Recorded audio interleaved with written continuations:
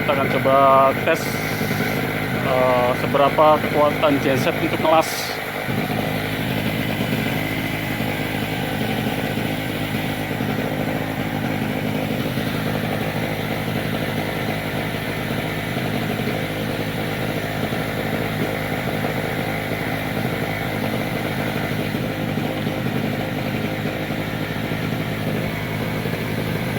Kita setting 3 ampere maksimal.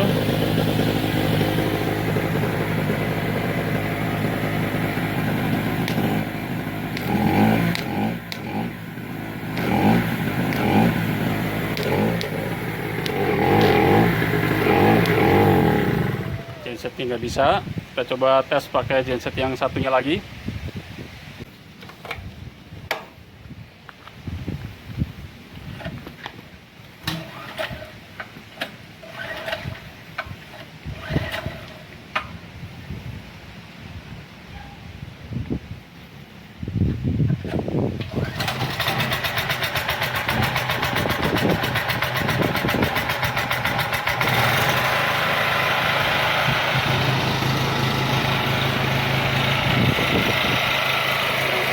Yang ini yang 2000